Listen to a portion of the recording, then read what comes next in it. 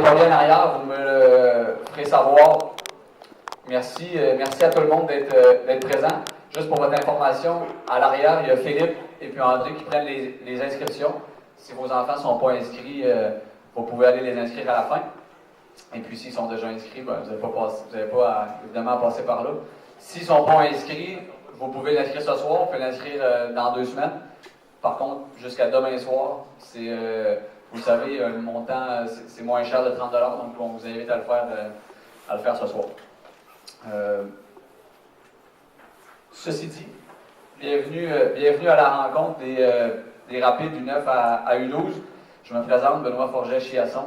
Je suis le directeur sportif de l'Association de soccer Chaudière-Ouest depuis le mois d'octobre. Il y a plusieurs visages que je connais, d'autres que je connais plus ou moins, ou pas du tout. Pour ceux qui ne me connaissent pas, j'ai travaillé ici pendant presque 10 ans en tant que directeur technique ou adjoint technique et tout ça. Et puis depuis le mois d'octobre, je suis revenu avec un rôle autant administratif que technique. Donc ça se peut que vous m'ayez déjà vu par le passé. Donc ça me fait plaisir de revenir. Cette réunion-là, je l'ai faite plusieurs années, puis ça me fait drôle, on dirait, de la refaire. Mais l'idée de la rencontre, c'est vraiment le son ne coupe pas déjà, ça serait ça, le début de la rencontre. De vous informer pour la saison qui est à venir. Il y en a peut-être qui ont déjà eu beaucoup de ces informations-là, qu'on va essayer de... il y a quand même quelques petites choses qui vont changer. Il y a des choses qui reviennent, évidemment. Là, on ne change pas à chaque fois toute la dynamique. Donc, ça va-tu marcher? Qu'est-ce qu'il faut que je fasse? Ton fil. De chaque télé en même temps. C'est comme compliqué, hein, ce qu'il faut que je fasse. Okay. Fait que, on va démarrer. On n'a pas plus que pour... J'essaie de rentrer ça en 1 heure. Il n'y a pas de deuxième partie. Les années dernières, des fois, c'était un petit peu plus long. On va essayer d'aller droit au but et puis de vous donner de l'information. Donc, le staff de cette année est là. C'est, comme je l'ai dit, moi, en tant que directeur sportif, ça touche autant le technique que l'administration. Quand vous appelez au bureau, s'il y a des bonnes chances que vous tombiez sur moi ou sur Sarah Kim, qui est l'adjointe administrative. Depuis hier, on a aussi l'heureuse nouvelle d'annoncer que Rachel Collard, qui travaille à la RSQ depuis 5 ans, qui est l'organisme régional de soccer, qui va se joindre aussi à notre organisation. Donc, on est très content d'accueillir Rachel. Ça fait du bien de voir des femmes avoir des rôles dans le monde du soccer. Donc, elle va joindre à nous. Et puis Mathieu Michel, que vous connaissez certainement, qui est là depuis quelques années maintenant. Donc, Mathieu qui est préposé aux chaises aussi. Donc, s'occupe des chaises et de la technique. Donc, le staff qui va encadrer vos enfants cet été, évidemment, avec vos entraîneurs de club. Le développement du joueur, c'est un gros mot. Je veux juste vous montrer ce tableau-là, que pour ceux qui sont derrière, vous ne voyez rien. En passant, tout ce qu'on présente ce soir va être sur le site demain ou après-demain. Donc, tout ce qui est prise de notes, à moins que ce soit de l'information qui n'est pas dans la présentation, vous pouvez les prendre, mais sinon, tout ce qui est là, vous allez pouvoir y avoir accès. Juste pour dire que Chaudière-Ouest, c'est un club. L'ARSQ, c'est une région, donc la région de Québec.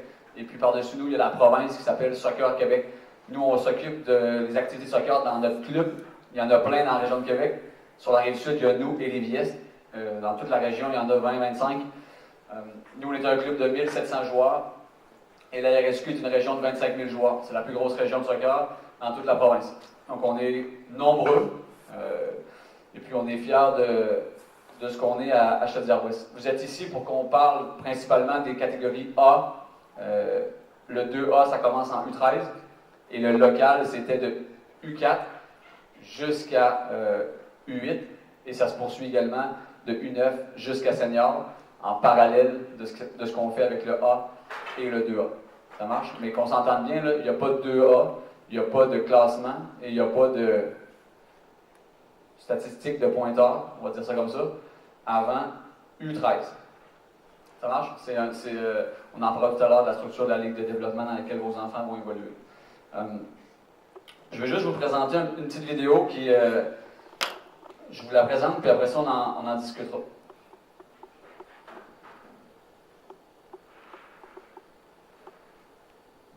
Le 23 novembre dernier, les administrateurs de Soccer Québec ont confirmé l'intention d'aller de l'avant avec le programme de reconnaissance des clubs de Canada Soccer.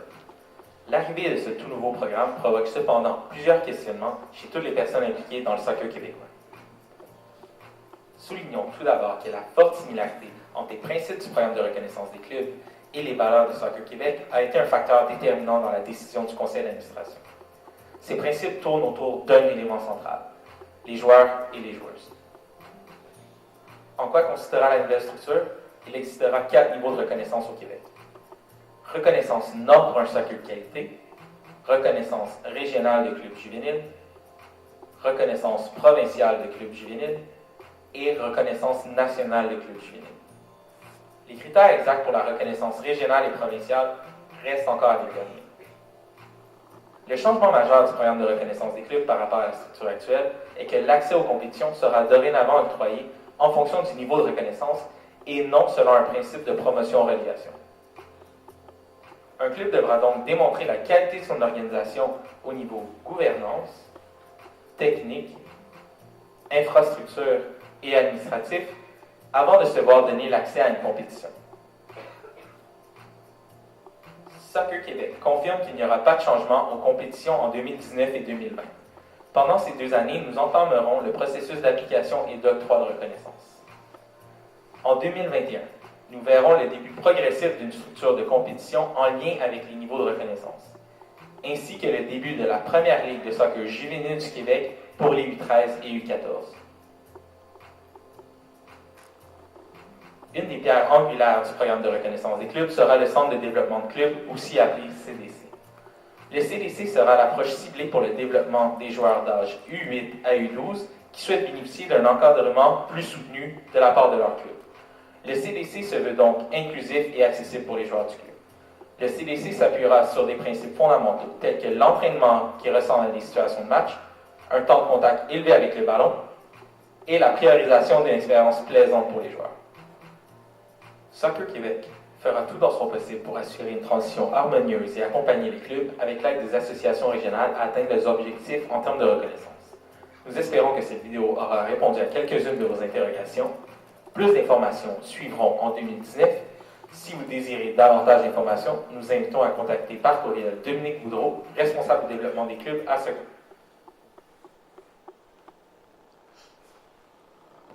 Donc évidemment, je vous invite pas à communiquer. Ouais, j'essaie de dû applaudir avant. Donc évidemment, je ne vous invite pas à communiquer avec M. Boudreau de la Fédération.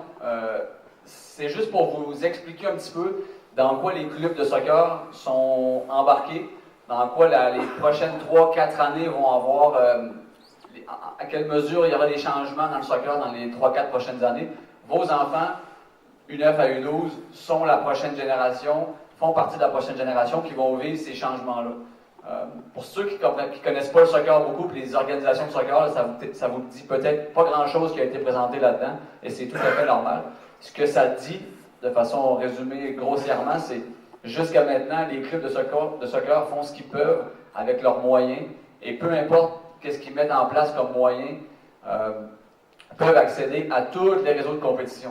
C'est-à-dire que si vous êtes familier un peu avec les réseaux de compétition qu'on a parlé tantôt, là, A, 2A, 3A, actuellement, si notre équipe ici, U12 garçons, on va prendre un exemple, U12 garçons va bien, en U13 ils vont bien encore, en U14 ils vont tellement bien qu'ils finissent dans les premières équipes, l'année suivante ils vont jouer dans le 3A.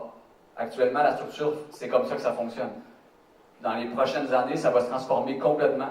Le club de Chaudière-Ouest va recevoir une licence, on va appliquer avec des documents et tout, et puis ils vont nous donner une approbation de licence qui va de régional à national. Et en fonction de cette reconnaissance-là, cette licence-là, on va avoir droit de jouer dans un certain niveau de compétition. Okay? C'est ça que ça veut dire le nouveau programme. Donc ça nous impose à nous d'augmenter nos standards pour pouvoir jouer dans le meilleur réseau de compétition pour nos meilleurs éléments. Mais au-delà de ça, ça nous impose aussi d'être meilleurs à tous les niveaux, à commencer par le niveau local, donc de nous tirer vers le haut. C'est à ça que ça sert le programme de reconnaissance. Et vos enfants vont être les premiers à vivre ces grands changements dans le soccer québécois, voire canadien. Moi, ça fait 15 ans que je travaille dans le soccer. C'est la première fois en 15 ans que j'ai l'impression que l'ACS, c'est-à-dire le soccer canadien, les orientations qu'il donne se rendent jusqu'à nous, clubs. C'est la première fois que j'entends parler de l'ACS de cette façon-là, et c'est très positif. Comme vous le savez, j'espère que tout le monde le sait ici, mais on a des bonnes chances de recevoir la Coupe du monde de soccer en 2026. Le lien est assez facile à faire. Ça se passe comme ça maintenant parce qu'ils s'attendent à des résultats en 2026. Pour l'instant, on est autour de 130e au monde au Canada, donc on est nul de chez nul, même s'il y a des très bonnes choses dans le soccer qui se passent. Mais ça, ces orientations-là de Soccer Canada, c'est pour nous aider, pas l'équipe élite seulement, tous les joueurs, hein, le CDC dont il parlait, on va en reparler, mais ça va aider tous les petits garçons et toutes les petites filles de 7 ans, 6 ans, jusqu'à l'équipe nationale senior, à se développer et à s'améliorer. Donc c'est un peu ça le programme, et on va essayer d'en faire partie puis de le faire au mieux de nos capacités. Nous, comme club, notre mandat, c'est pas de réinventer le soccer et de faire comme si on était des incroyables gens qui réfléchissent sur le soccer. Nous, c'est de prendre le mandat que Soccer Québec nous donne et de le faire le mieux possible. That's it. Et c'est ce qu'on va s'appuyer à faire et s'efforcer de faire le mieux possible dans les prochaines années. Et vos enfants vont être ceux qui vont en bénéficier. Et si, par exemple, vous n'êtes pas d'accord avec ce genre de choses-là, c'est très correct. Il y a d'autres clubs dans la région qui font autre chose. On vous invitera à y aller si c'est votre cas. Okay? Donc, par rapport au réseau de compétition et aux nouveautés 2019, la première, c'est évidemment la mise en place d'un CDC, ce qui est imposé par la CS de Soccer Québec. On va le faire dès cette année. Ce ne sera pas la formule finale, il y aura des ajouts à chaque année, mais cette année, il y aura un CDC. Il y aura aussi l'ajout d'une division 3. Pour ceux qui ne sont pas familiers non plus, dans les années dernières, il y a eu le U9 à U12, il y avait une D1, une D2, mais cette année, il y a une D3, qui est un peu la transition entre le soccer local et le soccer dit compétitif ou dit élite. Donc la division 3 va permettre une division supplémentaire pour les joueurs pour éviter qu'il y ait un trop gros écart entre nos équipes compétitives et locales. Donc que ce soit un développement harmonieux pour ces 4 niveaux. Dans un monde idéal, ce que nous on propose, c'est qu'il n'y ait plus maintenant de division 1, 2, 3 et locale, mais qu'il y ait une division 1, 2, 3, 4. Donc que ça soit plus harmonieux aussi, même dans l'appellation des fameuses ligues, et que le local ne soit pas seulement vu comme une ligue récréative, ce qui n'est pas réellement. Louis, si vous avez des questions, vous n'hésitez pas. Travail par atelier. Ça aussi, c'est des choses ça existe déjà chez nous. Pour ceux qui ont joué dans les rapides cet hiver, ça fonctionnait déjà comme ça. Force est de constater que comme on n'a pas beaucoup de place dans le Stade Onco, on fait ce qu'on peut avec ce qu'on a. Ça nous force à faire de l'atelier. On est très favorable à cette structure-là de travail par atelier. Et puis, on va la poursuivre cet été dans le cadre de ces CDC. Je vous parlerai tantôt ce que c'est plus en détail le CDC, mais ce sera du travail dans lequel il y aura tous les joueurs de même catégorie d'âge qui vont s'entraîner ensemble, du local jusqu'au D1, sous forme d'atelier. Okay? On ne rentrera pas dans le détail de comment ces entraînements-là vont s'organiser, mais ce qui est certain, c'est que cet été, du meilleur joueur ou joueuse jusqu'à la dernière ou au dernier, ils vont pratiquer ensemble une fois par semaine, tout l'été. L'hiver prochain, c'est notre souhait aussi, mais c'est plus une question logistique après qui va nous causer des problèmes, mais c'est notre souhait. Donc, cet été, vos enfants vont jouer dans la Ligue de développement. La Ligue de développement, je l'ai dit tout à l'heure, vous commencez à être familier avec ça peut-être. C'est une ligue dans laquelle il n'y a pas de classement et il n'y a pas de statistiques individuelles. C'est une ligue dans laquelle on fait de plus en plus ce qu'on veut, okay, en termes de réglementation, tout ça dans l'idée de permettre aux joueurs d'apprendre et d'être dans un contexte sans pression. Ce n'est pas un contexte non compétitif. Les enfants doivent être compétitifs au maximum, mais les adultes qui entourent ces enfants-là doivent être capables de se détacher de cet aspect-là compétitif. Ça touche vous, les parents, ça touche nous, les intervenants, ça touche les arbitres. Donc, il y a un ensemble de gens qui sont autour de nos enfants, qui sont aujourd'hui, on doit leur permettre d'avoir un cadre le plus propice à leur développement. Et le développement ne passe pas par les laisser sans consigne, du soccer local, sans compétition. Non, ça passe par un maximum de compétition, mais sur le terrain.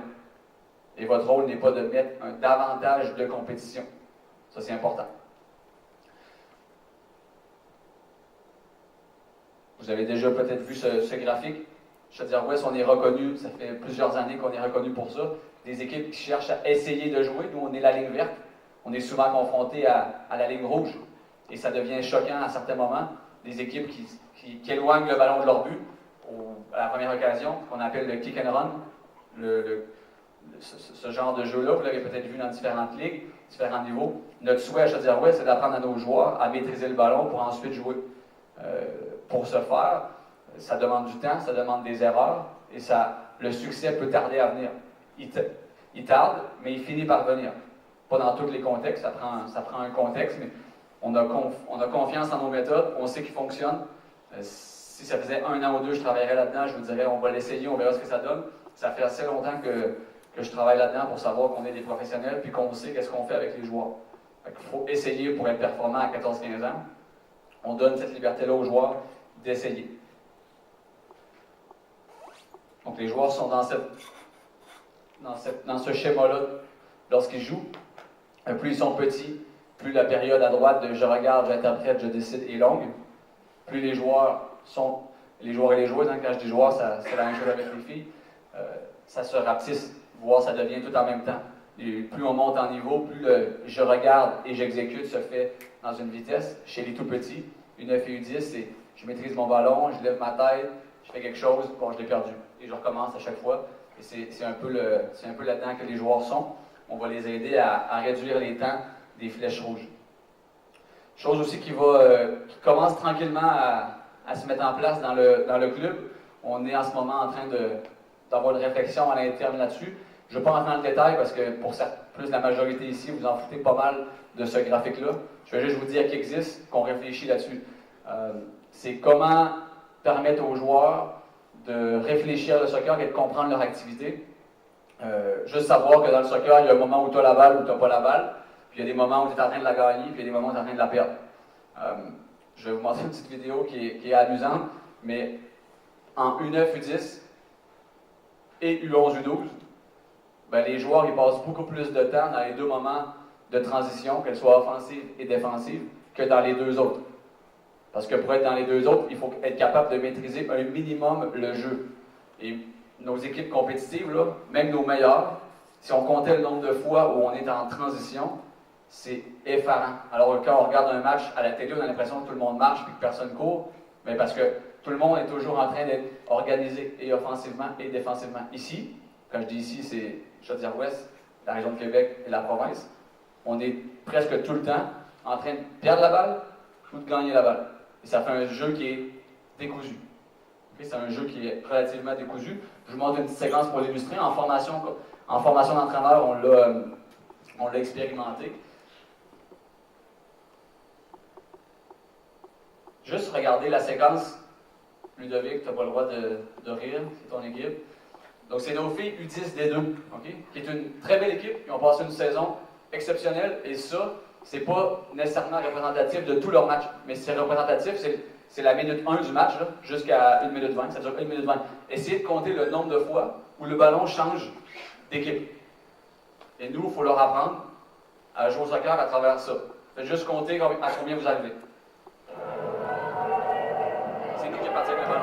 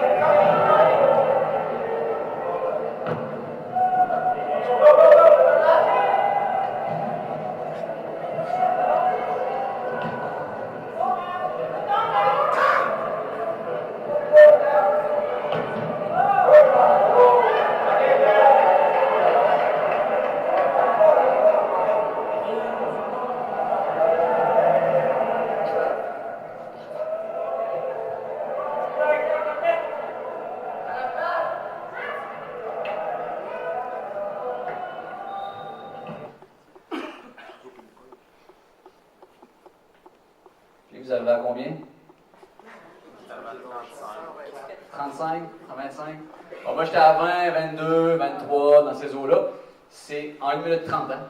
1 minute 30, on est autour de 25 fois où la balle elle change de possession. Donc, c'est pas...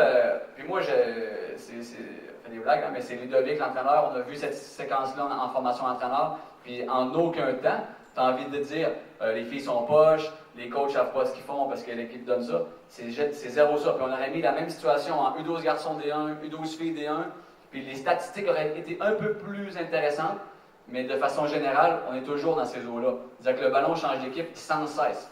Okay? Puis il faut apprendre aux joueurs que le jeu, c'est pas un jeu de hockey où c'est une question de momentum, puis l'importance d'avoir le momentum, c'est d'être le plus proche du but adverse. Ce n'est pas ça notre discipline. Donc nous, on doit apprendre aux joueurs à maîtriser le jeu et à se maîtriser aussi quand tu défends. Tu n'as pas besoin de courir toujours après l'autre. C'est des petites notions comme ça qu'on leur inculque. Et quand on écoute attentivement aussi la vidéo, les 3 fois où les filles de Charlebourg tapent dans le ballon fort, ça s'en va un peu n'importe où, bien c'est valorisé ça dans les estrades. On l'entend quand même assez bien, peut-être que vous n'étiez pas assez proche du truc, mais on l'entend quand même assez bien. Donc le ballon vient vers 2 fois, le ballon vient vers les filles, dégage le ballon, puis on entend quand même « Ouais! » Ça, c'est pas des comportements qu'on souhaite valoriser parce qu'au contraire, ça a donné 2-3 fois que Charlebourg a gardé la maîtrise du ballon avec un peu de chance. Mais nous, ce qu'on souhaite, c'est valoriser. Je récupère la balle, je m'informe, je prends une décision, j'essaie de faire quelque chose. Je réussis ou je ne réussis pas, ça n'a pas tellement d'importance, mais au moins il y a eu quelque chose dans leur réflexion et dans leur action. Donc c'est vers ça qu'on tend à aller. Et puis, ben, comme on vous dit, ça amène des erreurs, ça amène des pertes de balles qui amènent des buts. Là, ce qui nous cause problème, nous, comme entraîneurs, et où on est challengé, c'est quand on a l'impression que nos joueurs, dès que la balle approche, décident de s'en débarrasser fois après fois. Et ça, à un moment donné, on doit se poser des questions, nous, comme éducateurs, de se dire, on fait peut-être un mauvais travail. Mais si ils font des erreurs parce qu'ils vont pas assez vite, parce que l'adversaire leur court après et ils perdent la balle, on est tout à fait à l'aise de vivre avec ça.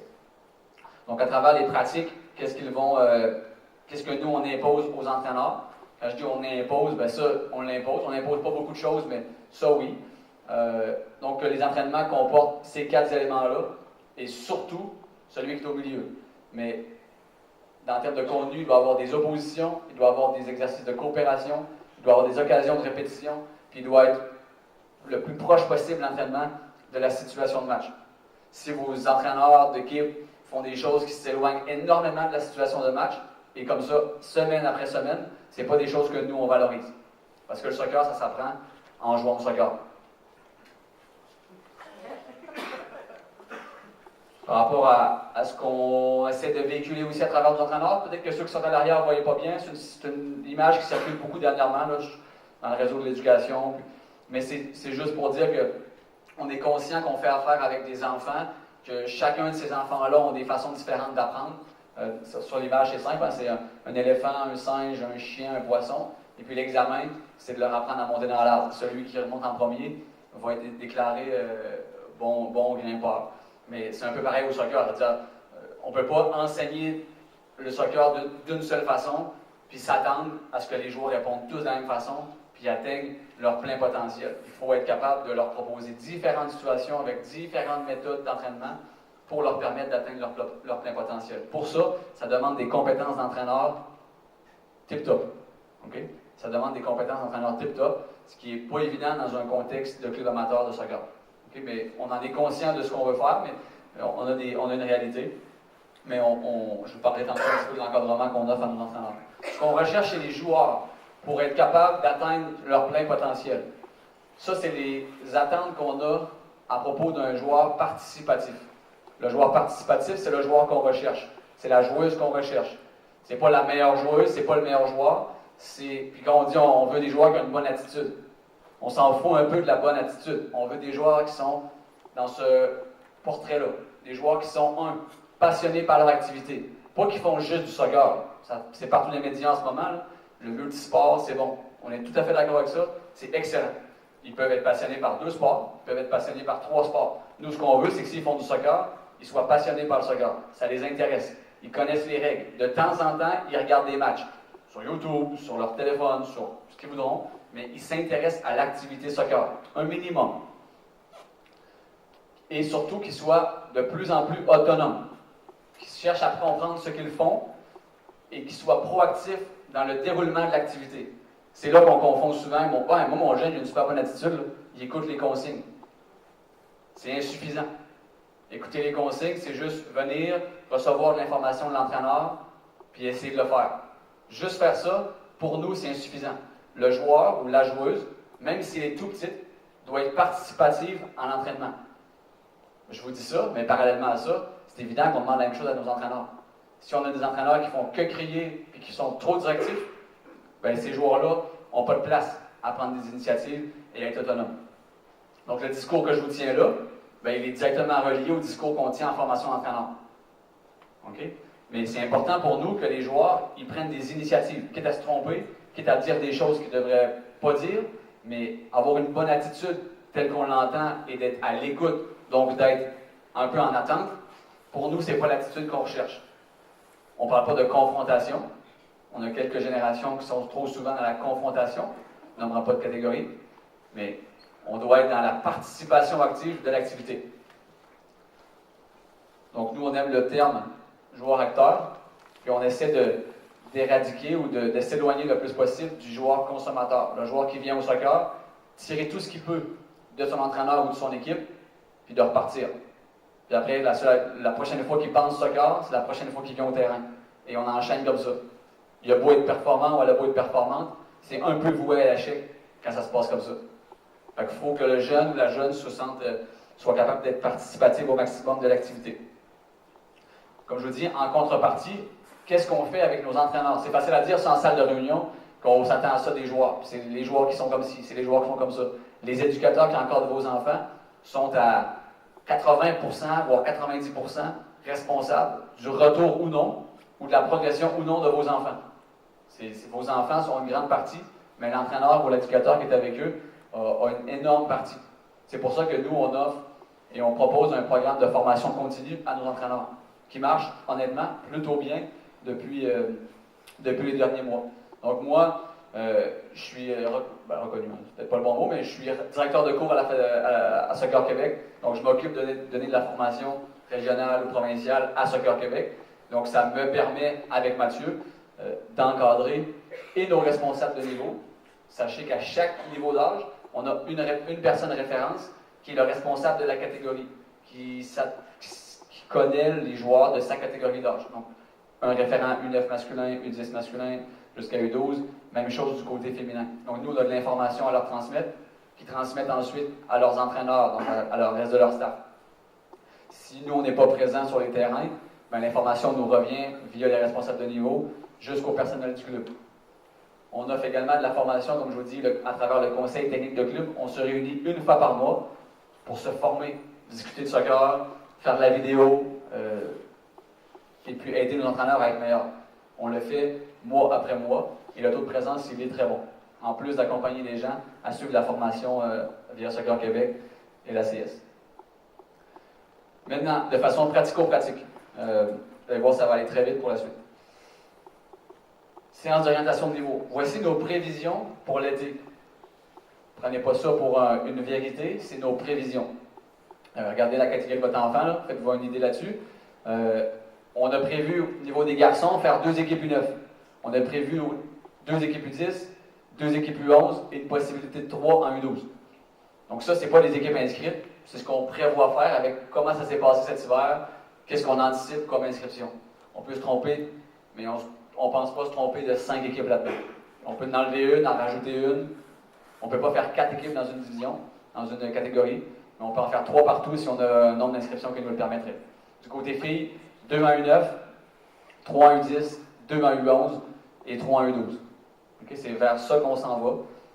Si les inscriptions ne le permettent pas, si le niveau de jeu de cette génération-là ne le permet pas, on ne le fera pas. Ce qui n'est pas évoqué du tout au tableau qui pourrait très bien arriver, c'est d'inscrire une équipe en division 1 et dans la deuxième, d'inscrire en division 3. Ça pourrait arriver.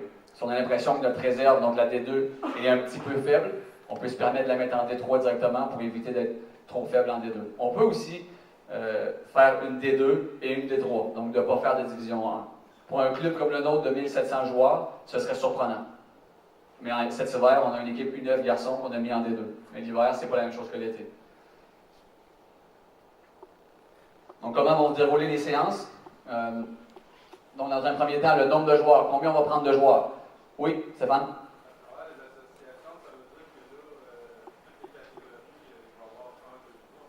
Exactement, on n'est pas les seuls, c'est régional.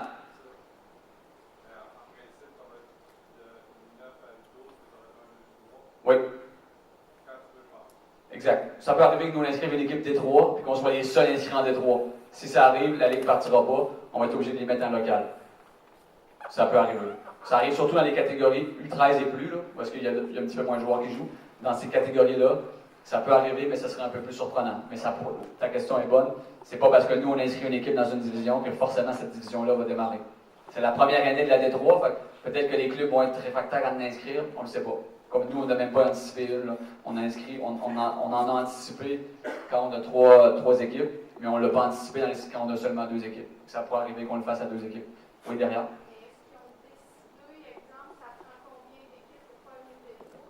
Non, ça prend 5 équipes pour faire une ligue. Mais c'est bon pour la D1, D2 et D3. Ça, c'est les chiffres au niveau des nombres de joueurs. C'est évidemment les nombres de joueurs par équipe. Mais on s'entend, c'est possible que dans une génération, par exemple, prenons le soccer à 7, une équipe U9, U10 qui sont en soccer à 7, on pourrait très bien dire, OK, on a 33 joueurs, on fait 3 équipes. Donc ça ferait 3 équipes de 11, par exemple. Attention, pas tomber. À 39, on peut aussi faire 3 équipes. Le problème, c'est qu'on va être 18. Ça va être compliqué. Donc, c'est toujours pareil. On a une logistique à gérer en fonction du nombre de joueurs inscrits et puis comment on construit nos équipes. Ça, on va en reparler avec les générations qui sont plus compliquées. L'autre changement qui n'est pas mineur et qui est très facilitant pour nous, clubs, c'est la possibilité de mobilité entre les joueurs dans une même catégorie.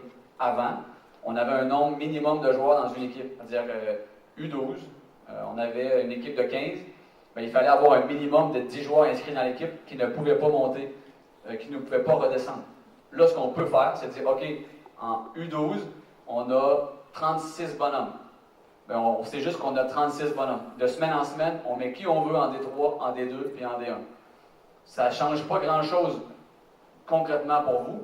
On ne commencera pas à s'amuser à toutes les semaines à faire un mix et à changer du monde. Par contre, ce qui est intéressant, c'est qu'on n'est pas obligé d'avoir un nombre minimum dans chacune des équipes et de dire, ah ben lui ou elle a été inscrite en D1 en début d'année, on ne peut pas la faire jouer en D2.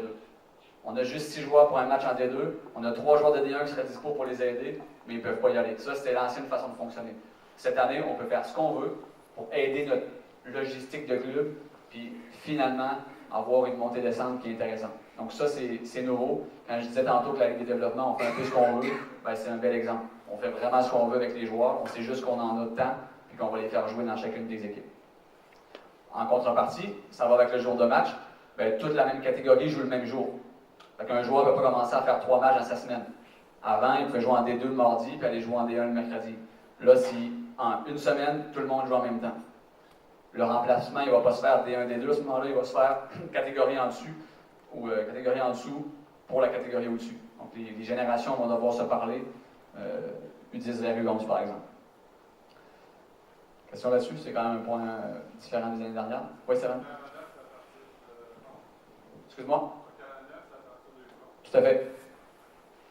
Vous, évidemment, ça ne vous concerne pas le soccer à 11, c'est à partir de U13. Soccer à 7 pour les U9, U10, soccer à 9 pour les U11, U12. Soccer à 9, le nombre idéal pour une équipe, c'est 13-14. Mais on veut éviter une équipe de 16. Il y a trop de monde sur le banc. Donc, le déroulement des séances, ça va être des séances sur le terrain. Pour les U9, U10, il y a une séance de test le 11 mars. Les tests vont être mis en ligne.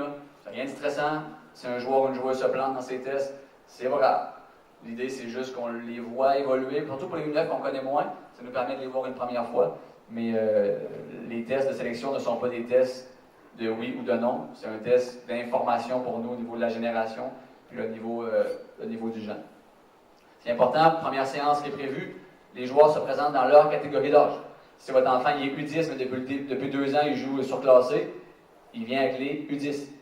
Vous allez avec son année de naissance et à la première séance, on veut le voir avec son groupe d'âge. Ce qui s'est passé cet hiver ou ce qui s'est passé l'été passé, ça nous intéresse plus ou moins. On veut être sûr la première fois de voir tout le monde de leur groupe d'âge. Si par après, on pense qu'effectivement, il doit faire une séance avec le groupe surclassé, on le fera. Mais on veut absolument que vos enfants soient dans leur groupe d'âge au départ. Ceux qui ont des enfants U8, il n'y a pas de séance U8, qui commence U9.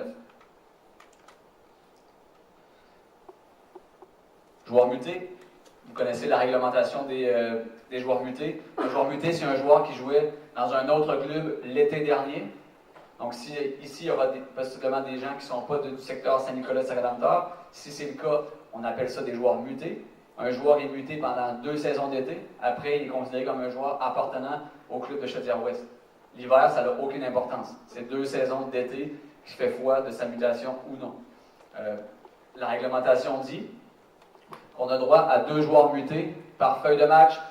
Donc, c'est aussi un aspect qui est important dans la mobilité des joueurs. On peut prendre dans une catégorie 6 joueurs mutés, par exemple, si on fait 3 équipes, puis en mettre 2 par équipe par match. C'est pas par équipe, mais c'est bien par feuille de match. Ce qu'on ne fera pas, c'est prendre plus de mutés juste pour qu'ils viennent chez nous. Ça peut arriver, mais ça veut dire qu'on va avoir des équipes réserves dans lesquelles on va être capable de les faire jouer dans la semaine. On ne laissera pas un enfant de 9 à 12 ans sur la touche une semaine parce qu'on a pris trop de l'extérieur. À niveau égal, un joueur muté va être défavorisé pour un joueur de Chaudière-Ouest. Donc, si c'est 2 joueurs, niveau égal, ça n'existe pas. Il n'y a pas 2 joueurs pareils. Mais à niveau plus ou moins équivalent, on va prioriser un joueur qui est de notre secteur. Ça, c'est important que les joueurs d'ici, de l'extérieur, soient au courant de ça. Mais ils ont tout à fait le droit, ces joueurs-là, de venir jouer à Chaudière-Ouest. Et oui, on va en sélectionner cette année. Bon, d'un point de vue pratico-pratique, l'engagement d'un joueur compétitif ou rapide, qu'on va appeler, c'est un match, 2 pratiques, présence obligatoire aux activités. Aviser l'entraîneur le plus tôt possible. Ça, c'est un manquement qui est tannant pour les entraîneurs. D'être absent, ça arrive pour toutes les raisons du monde, mais de ne pas aviser, ça ne doit pas arriver. Donc, si votre enfant est absent, c'est correct. Il est en vacances, il est malade, etc. C'est correct. En moins que tu sois malade dans le char en y allant, tu n'as pas eu le temps d'appeler pendant que... OK. Mais sinon, là, quand c'est 1 heure avant ou plus, là, normalement, il n'y a pas vraiment d'excuse pour ne pas aviser l'entraîneur. Nous, on est exigeants envers nos entraîneurs de préparer leurs choses, de savoir où est-ce qu'ils s'en vont. Ben, quand tu apprends sur le terrain qu'il t'en manque 3, c'est difficile de prévoir une pratique qui a du bon sens. Donc, c'est très important que vous soyez rigoureux là-dessus, que vous avisiez. Maintenant, il y a des plateformes comme TeamSnap, Mon Club Sportif qui existe pour la gestion. Ben, vous cochez absent. Même au dernier moment, les coachs peuvent s'adapter, mais il faut le savoir. Les vacances, ben, ça existe. On est au Québec. Les vacances, c'est la construction ou c'est dans l'été. C'est normal d'en prendre. Si vous partez 6 mois en vacances, je pose un regard d'été. Heure d'arrivée, un minimum de 30 minutes avant. C'est sûr que si vous jouez à 6h15 à Bois-Châtel, on va être plus permissif que si tu joues à 7h à Saint-Nicolas.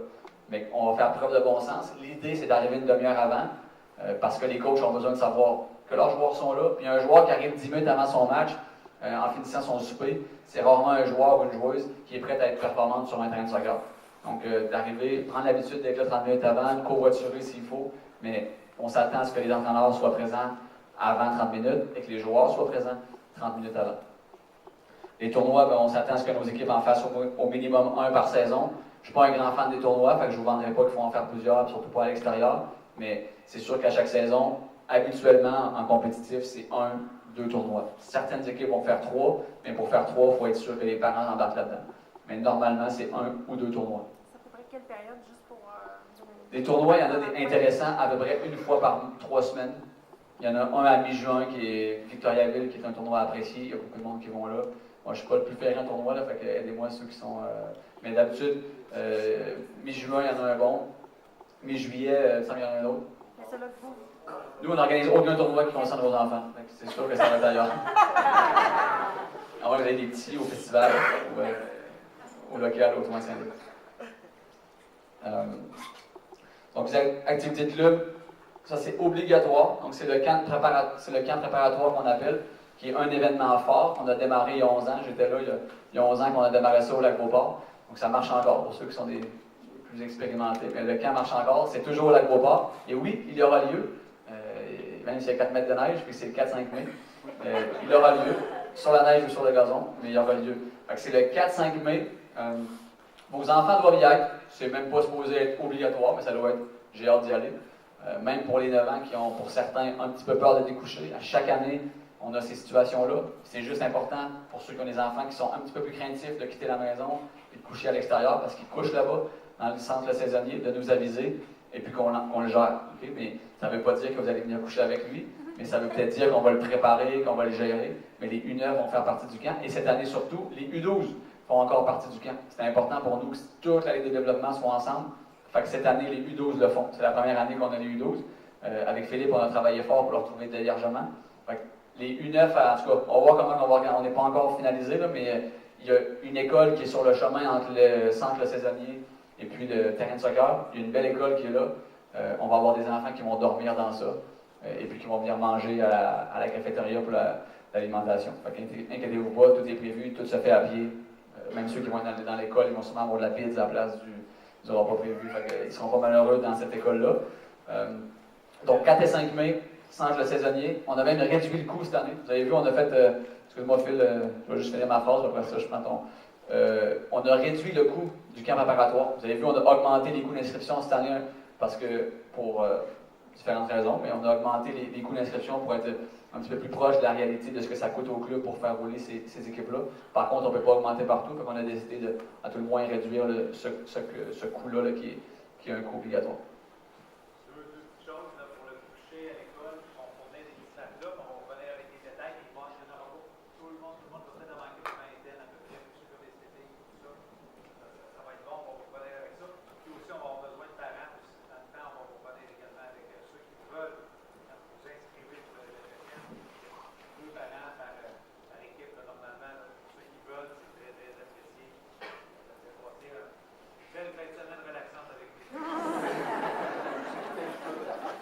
Quand il pleut ou quand il fait 30, là, c'est toujours des beaux week-ends.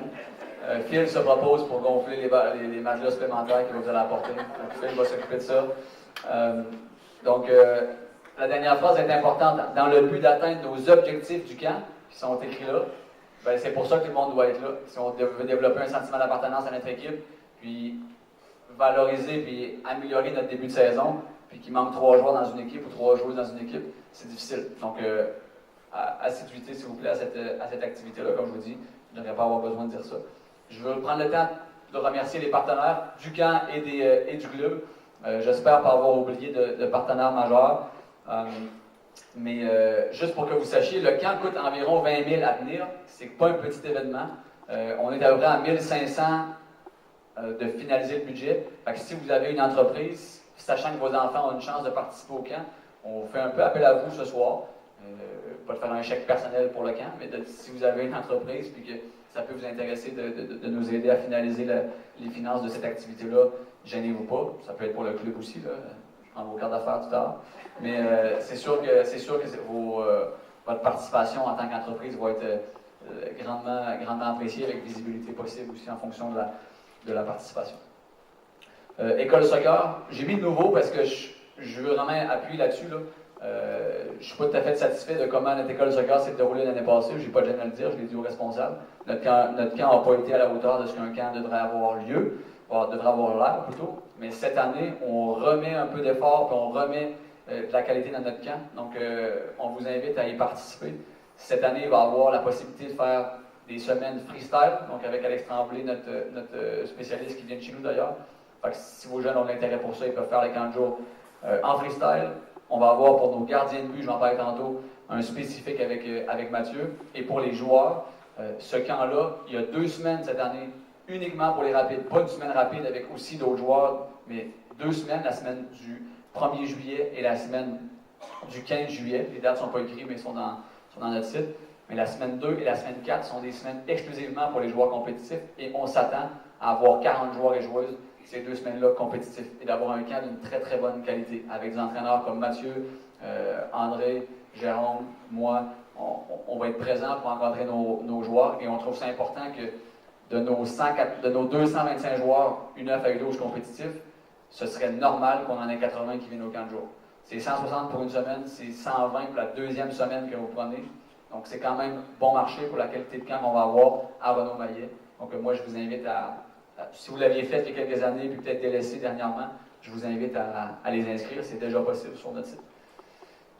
Cours de gardien, autre chose qui est inconcevable en termes de cours de gardien.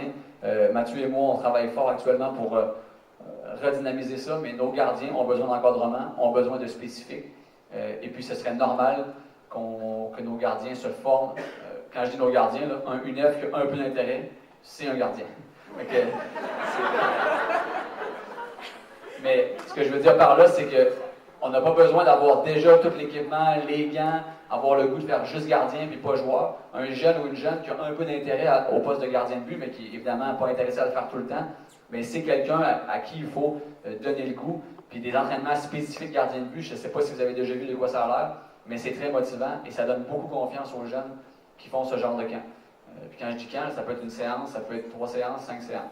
Nous, ce qu'on va proposer, c'est à travers les matinées du camp de jour, la possibilité de venir s'entraîner comme gardien.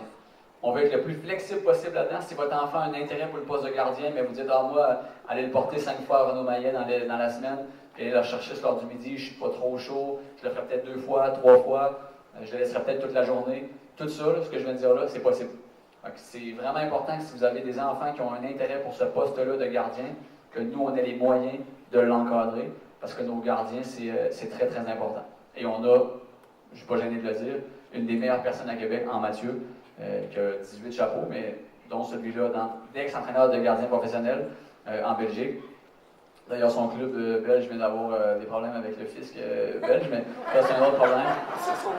Il est parti avant, il a été payé, tout est réglé. Okay. Cours privé, le 19e chapeau, Matt va aussi cet été. C'est un service qu'on ne sent pas nécessaire, mais possible pour des U9 à U12, plus pour les garçons et les filles plus âgés. Mais cette notion de cours privé, d'avoir un petit plus dans leur développement, Mathieu sera à leur disposition dans l'été. C'est sûr que si vous voulez que votre enfant fasse du cours privé 3 fois semaine pendant 4 heures, on va dire non, mais une fois de temps en temps, pour l'aider à prendre confiance, on va dire oui, et un grand oui. Et encore une fois, c'est Matt qui va s'occuper de ça. Soccer pour adultes, ça, il s'occupait de ça, ça n'occupera plus, c'est moi qui vais le faire. Mais le soccer pour adultes, donc le SPA, donc ça existe encore, ça fait un bon nombre d'années que ça existe. C'est du soccer pour vous, parents de joueurs, initiés ou non, à vouloir venir essayer, venir se challenger à travers des séances. L'année passée, on avait quand même 65, 70 inscrits. Fait qu'un beau groupe, qui est un groupe pour certains qui suivent depuis plusieurs années, mais il y a toujours des nouveaux, puis vous êtes les bienvenus. Si on ne se prend pas trop au sérieux, ça va être plaisant, mais en même temps, on va travailler fort. Fait que si la mise en forme, la remise en forme pour certaines est une priorité, c'est l'endroit pour venir avoir du plaisir, puis apprendre à jouer surtout à ce sport-là qui n'est pas si facile à jouer, mais des estrades, des fois, ça a l'air super simple. Mais quand on se rend compte qu'il faut courir en même temps que lever la tête puis toucher le ballon, on se rend compte que les choses vont pas ensemble. Oui? J'ai une question. Tu marqué membre, non membre, une qualité membre. Si vos enfants sont dans le club, vous êtes membre, ça serait par exemple un parent de Beauport. Non, on ne les prendrait pas. Mettons avec quelqu'un d'autre. Les VS, mettons avec quelqu'un d'autre. Les jours de match. Donc, comme j'ai dit tantôt, les jours de match sont maintenant les mêmes pour une même division et même garçon-fille. Donc, que vous soyez U9 garçon ou fille, ce sera toujours la même journée. Donc, U9, ce sera le mardi, U10, ce sera le mercredi, U11 le jeudi, U12 le lundi. Il peut arriver qu'il y ait d'autres journées qui soient utilisées pour faire d'autres matchs, mais c'est souvent le vendredi qui peut être utilisé comme jour supplémentaire. Normalement, vous n'aurez pas une deuxième journée dans la semaine. Le fameux CDC, donc l'entraînement commun avec tout ce beau monde-là, comme le soccer est un sport compliqué et pas toujours bien géré, ce qui aurait été le plus simple, c'est que le compétitif et le local jouent le même jour pour nous aider à placer les entraînements. Évidemment, vous comprenez, c'est que des fois, en U9 compétitif, on joue le lundi, mais que le local joue le mercredi, puis qu'il reste plus grand jour dans la semaine pour trouver une plage. Donc, c'est pour ça qu'on n'est pas capable encore de vous dire avec certitude quand vos enfants vont s'entraîner. On est en train d'appeler et de faire un bilan avec tous nos coachs pour savoir quand est-ce qu'ils veulent faire l'entraînement commun avec le local. Et puis, on devrait être bon pour vous revenir avec ça assez rapidement. Donc, le jour de match, il n'y aura pas d'entraînement là-dessus, c'est sûr, mais on attend juste de voir, parce que dans le local, il y a certaines catégories où c'est aligné avec le compétitif, c'est plus facile à gérer. Pour les autres, il faut trouver un juste milieu. Donc, ça peut arriver que vous ayez un match le mercredi et qu'il y ait une pratique le mardi ou le jeudi. Donc, collez sur votre jour de match, mais c'est le meilleur moyen qu'on a pour que tout le monde puisse pratiquer une fois ensemble. Donc, ceux qui arrivent du 8, ben, vous avez connu un entraînement sous forme de CLD et puis un match. Le CLD va peut-être changer de nom pour CDC, ou notre CDC va changer de nom pour CLD, mais ça veut tout dire la même affaire. On s'entraîne tout ensemble. C'est un peu long à écrire sur un fiche d'inscription. On s'entraîne tout ensemble. Donc, dans le compétitif, c'est 2 pratiques, un match. Dans le local, c'est 1 pratique, un match. C'est la seule différence entre nos équipes dites locales et dites compétitives. Comme je vous dis, l'horaire d'entraînement va être à venir. On ne vous cachera pas que l'entraînement et ce fameux CDC, éventuellement, là, on aimerait le centraliser pour que tout le monde, U9 à U12, garçon-fille, le vive en même temps. Ça, c'est notre formule idéale. C'est sûr qu'en 2019, on ne fera pas ça. Parce que logistiquement, ça voudrait dire qu'on fait ça samedi matin. Et dès que je vais vous dire samedi matin, vous allez tous dire non. À commencer par certains entraîneurs. Fait que c'est sûr qu'on a des contraintes, mais on va vers là. 10 ans en arrière, on le faisait le vendredi soir. Ça s'appelait le CESCO. Mais là, on va peut-être essayer d'aller vers une structure où est-ce qu'on va regrouper tout notre monde. Je vais juste vous le dire là. Fait que ceux qui sont U8, U9, ça se peut que vous le viviez ça dans 2, 3, 4 ans, cette fameuse activité regroupée. Pour les U12, ça ne vous arrivera pas. Les dates importantes de cet été, encore une fois, vous pouvez les prendre en photo, mais je vais vous l'envoyer. Fait que c'est pas, il n'y a aucune date qui est proche non plus. Donc le camp préparatoire, je l'ai dit, le début de la saison va être le 11 mai cette année. Normalement, le 11, il n'y aura plus de neige. Le tailgate d'ouverture 3, donc le challenge barbecue. Pour ceux qui ne sont pas familiers avec ça, c'est un petit challenge, un petit tournoi amical qu'on fait entre nos équipes U9 à U12, qui peuvent être parfois mixtes, parfois séparés. Les U9 jouent avec des U10, les U11 jouent avec des U12. On fait des équipes, c'est André qui s'occupe de ça. Il le fait très bien. Le défi technique, c'est des épreuves techniques régionales par équipe. Historiquement, ça se passait au mois d'août, mais le taux de participation n'était pas toujours bon à la fin de la saison. Fait que cette année, il a été ramené au début de la saison. Fait que pratiquement au troisième week-end de match, nos équipes ont participé au défi technique. C'est des épreuves, comme je vous dis, qui se font en équipe. C'est challengeant pour les jeunes. Et on essaie de battre les autres clubs de notre catégorie dans la région. Et pour les équipes D2, c'est challengeant aussi parce qu'ils se compétitionnent avec des D1, puis ça peut être juste le fun de passer devant certaines de ces équipes-là. Voilà. La finale des Jeux techniques SAVI du club, là, ça c'est l'activité technique individuelle. Ça donne l'impression qu'on fait plein d'épreuves techniques. J'ai dit des tests en mois de mars, ça en juin. Les Jeux techniques SAVI, c'est des épreuves individuelles qui mènent en finalité à une finale provinciale à Laval. Donc, à chaque année, on réussit ici à Chaudière-Ouest à en envoyer un, voire deux à Laval. L'année passée, on avait Juliane qui s'est retrouvée à la finale provinciale. Je ne sais pas si ses parents sont là, mais bravo. Puis sinon, ben, c'est plaisant parce que ça les fait se challenger et puis ça leur permet d'atteindre une petite motivation supplémentaire pour développer leur technique, là, à commencer par la jonglerie, par exemple. Le festival U10, U12, ça, c'est un festival qui va être aussi dans le calendrier de cet été. C'est l'endroit où U10 et U12 vont faire un petit festival. C'est même nous qui l'accueillons ici à côté, la Renaud Maillet, c'est chez nous. Et puis, dans ce petit festival-là, c'est le festival de clôture de la saison. C'est là que nos équipes clôturent leur année. Après, c'est terminé. Et puis là, il y a comme des recruteurs ou des observateurs d'un peu partout dans la région qui viennent voir les enfants jouer et qui les invitent aux programmes régionaux. Dans les programmes régionaux, pour les petits, donc pour nos U10, ça s'appelle le CDR, c'est le Centre de développement régional. Donc, nos meilleurs éléments, garçons-filles, vont pratiquer et faire des matchs avec les meilleurs de toutes les équipes. Ça, c'est pour les U11, mais c'est pour ça que les U10 sont vus cet été, c'est parce que ça va être en U11 l'hiver prochain. Et pour nos U12, pourquoi c'est important? C'est qu'en U13, l'année suivante, donc à l'automne qui suit leur saison d'été, ils vont commencer le processus des sélections régionales. Donc, c'est l'équipe qui va vivre les Jeux du Québec. Donc, c'est pour ça que nos U12, le petit festival U12, permet à nos joueurs U12 de se faire voir par des gens de la région et d'être invités ensuite pour faire partie de l'équipe des Jeux du Québec. Donc, je ne veux pas m'attirer trop là-dessus, mais c'est à ça que ça sert le festival U10. Ma question, c'est plutôt par rapport à la structure de cet été. Est-ce que le festival va incorporer les 3, les 2, les 1? Habituellement, les équipes invitées, pas habituellement, là, les équipes invitées sont les équipes de division 1. Sauf une équipe qui n'aurait pas de D1, pour un club qui n'aurait pas de D1 pour envoyer cette division 2. Ça, on en reparlera si ça nous concerne, si ça vient qu'à nous concerne. C'est ça. Le dernier point, je vous l'avais dit que ça serait assez rapide, c'est les équipements.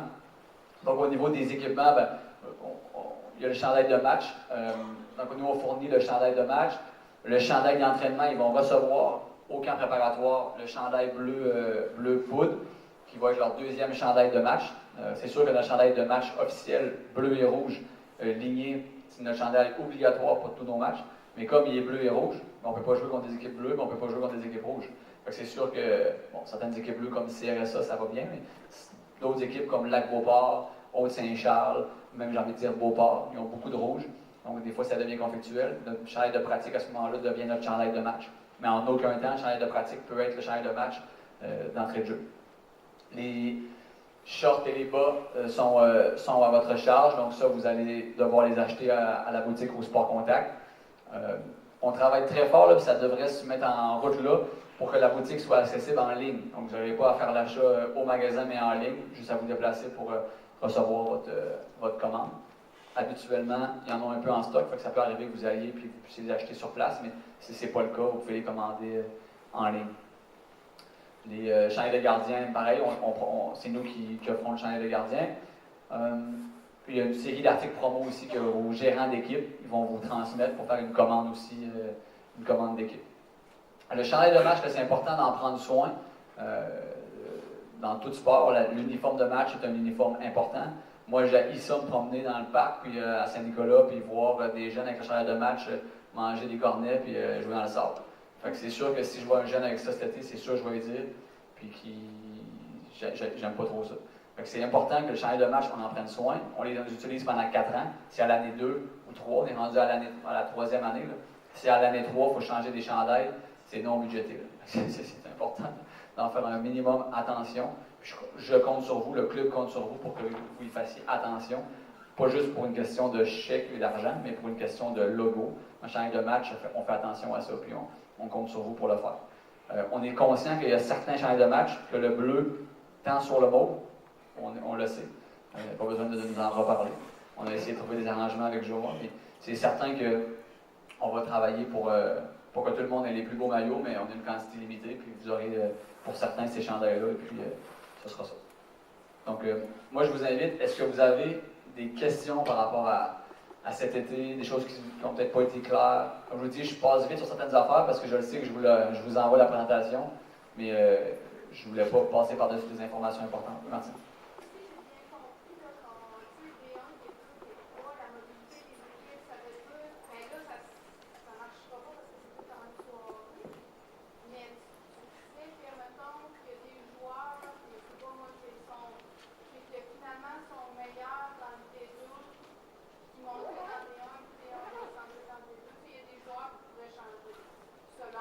Je vais prendre ça comme si c'était une question. Mais, je comprends ton interrogation. C'est que nous, ce qu'on veut faire, c'est savoir combien de joueurs qu'on juge qui est de niveau rapide, donc compétitif. Après, les joueurs peuvent, d'une semaine à l'autre, changer d'équipe en fonction de leur niveau. On est tout à fait conscient que ce n'est pas une bonne chose de mettre des jeunes dans une concurrence tellement intense que ça va juste les mettre sous pression et les écraser complètement. On est tout à fait conscient de ça. Et ça ne concerne pas une majorité de joueurs. C'est évident que dans la majorité des équipes de vos enfants, il y aura 8-9 joueurs qui vont jouer toute l'année en D1. Il y a 8-9 joueurs qui vont jouer toute l'année en D2, puis 8-9 joueurs, voire plus, qui vont jouer toute l'année en D3. Ça va être comme ça pour les 3 équipes. Par contre, il y a toujours des joueurs ou des joueuses qui sont entre les deux. Ils sont D2, mais ils sont toujours proches de D1. Ou ils sont D1, mais ça commence à être difficile. Là, avec cette formule-là, ça nous permet de les monter, mais aussi de les descendre. Avant, on pouvait juste les monter. Donc là, ça nous permet de faire les transferts dans les deux sens, mais on ne veut pas que ça envoie le message aux joueurs qu'à chaque semaine, il va y avoir des changements, que ça se peut que si je pratique mal une fois, je vais être descendu en D3. C'est pas ça le scénario. On a plus de latitude, mais on est conscient qu'il faut faire attention à comment on l'aborde, puis qu'il ne faut pas mettre les enfants dans une compétition interne extrême. Chez des seniors ou chez des juvéniles âgés, c'est peut-être plus raisonnable de le faire, mais chez des enfants, on va faire attention à ça. Complément d'information, Philippe? Oui, c'est aussi, il faut penser là-dessus, des fois ça arrivait souvent, par exemple, en division 2, à un moment donné, il y a 6-7 joueurs qui s'en vont en vacances les 2 mêmes semaines. Là, on sait tous les prendre, puis sachant que tous les matchs, les équipes sont le même soir, bien là, ça permet d'en prendre peut-être 2 en D1, 2 en D3, puis compléter pour avoir 3 équipes qui vont pouvoir jouer comme il faut ce soir-là. Ce mouvement de joueurs-là qui se permet tout le temps vers le bas, vers le haut, ça va aider ça. Compléter les équipes, là, on sait qu'à partir de la mi-juillet, souvent les 14.